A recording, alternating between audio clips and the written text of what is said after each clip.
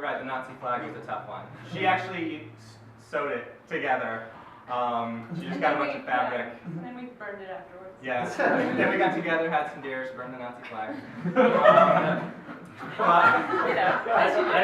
not a joke. We did that. Yeah. Then we watched National Treasure. Shot off some fireworks right now. But a lot of the conversation, like there's a lot of people. The only time I get questioned on stuff is I'm glad you asked this. This is a fun conversation. It's mostly by Ryan, and it's usually when there's something that questionable kind of shows up. Like he pulled me aside a couple times. One was, okay, so we're gonna get these two kids in the park, and one of them's gonna murder the other one, right? And I was like, yeah, okay. So he's gonna twist the 4-year-old's neck, and he's gonna kill him.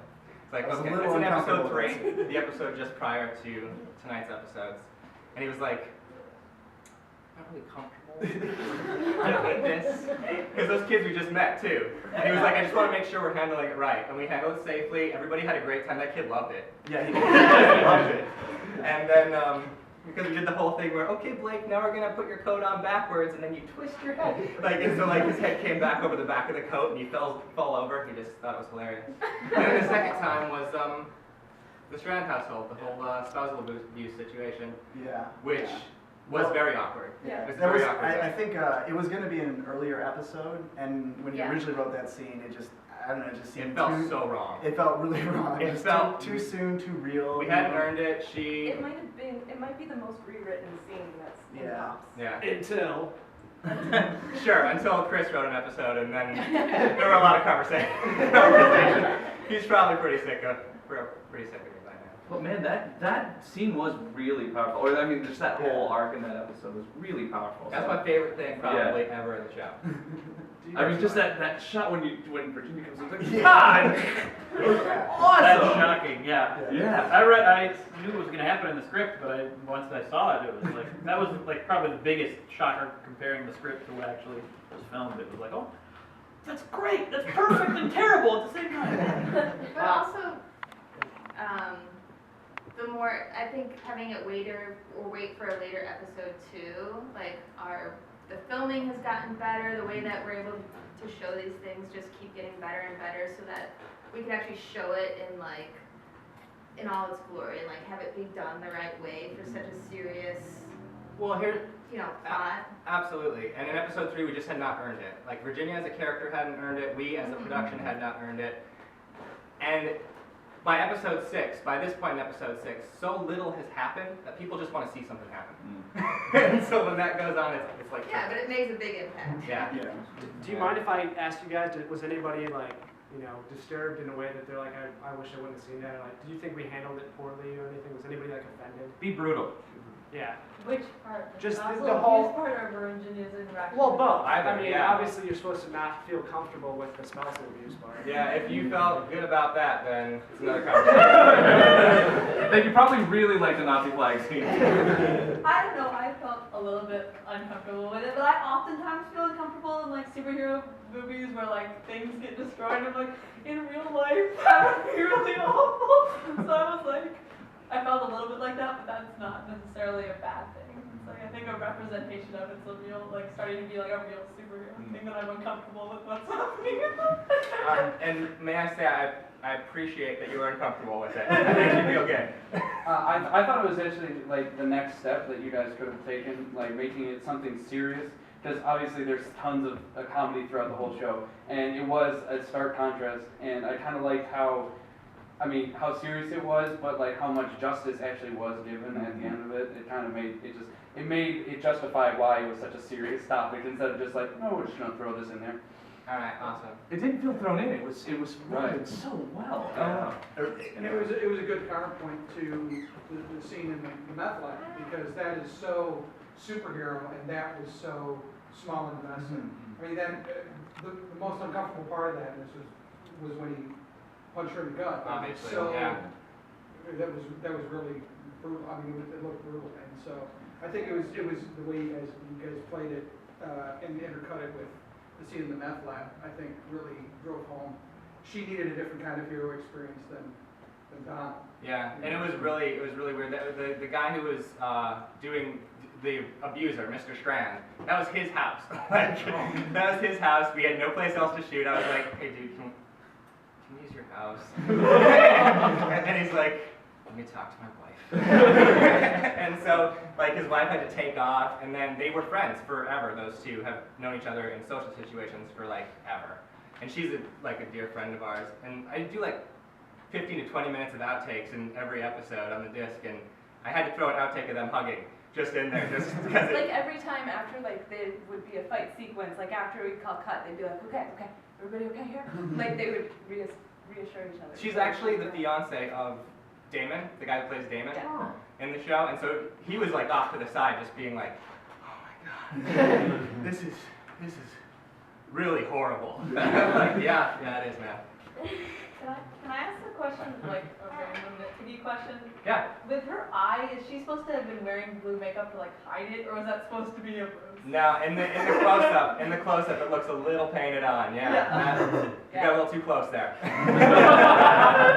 That and I did the makeup, and frankly, I'm a little bit terrified of what will happen if I type black eye into Google search, Google Images.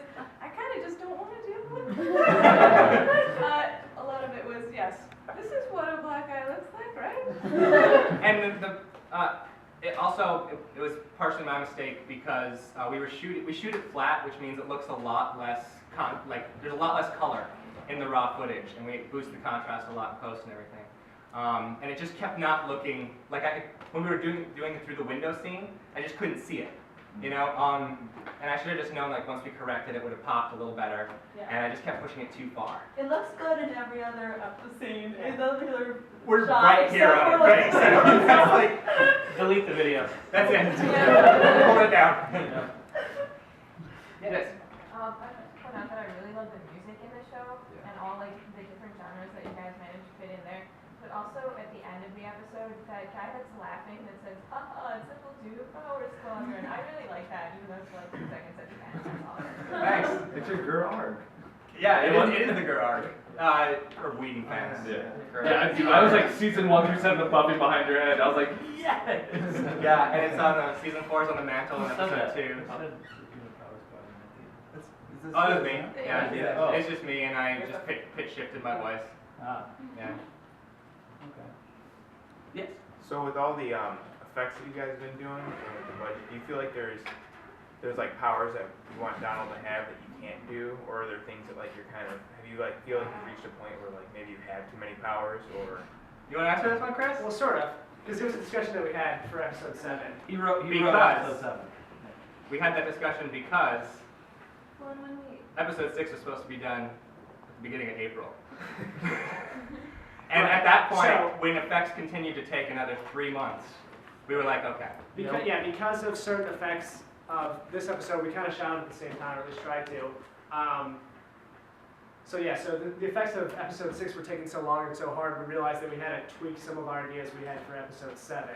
Just, not that we couldn't do it, but just time-wise, it would have taken too long just to do one effect. So we did sort of tweak stuff, but there is always trying to be an evolution of their powers or what they can do, especially with Donald. Yeah, because Donald's the one who wants it. Donald's the one who's really chasing it. Yeah. And so he's really the force pushing the show together most of the time. If I may, Leo here is from Germany, so we were Skyping about this, and we were talking about some effects that were coming up in episode 7, before we had finished 6, before we had finished shooting 7. And he said to me, no, it's okay, I can do it. It's just going to take 2 weeks to render. and I was like, okay, wait. That's the sign. But also, It's like, nope. He had to buy another computer first, and then it would take 2 weeks to render. Yeah, I just need a CPU to dedicate to it, and then it'll render for 2 weeks, and then we'll have the shot. and I was like, all right, plan B. Let's explore. And so there was going to be this really, really hardcore effectsy moment. Right. And then I was searching for a solution, and it ended up becoming one of the most hardcore character moments in the show ever. Yeah, that's the thing that we found out. It's always good to have sort of limitations sometimes because then it makes you more creative. Yeah. So we found a better way to do it. Even though it would have been like one giant cool effect, now it's like a couple small awesome effects. Yeah. So it pays off sometimes. Awesome. So I just want to be mindful of time. Yeah. Really quick. So before I let you guys go, obviously we're going to talk about episode 7, but I want to know what you guys are, I mean, updating everyone on episode 7. But what are you guys working on anything individually? Any projects you guys want to plug? It's this all the time for me. Jake Jarvie. Pops. I got 4 YouTube channels.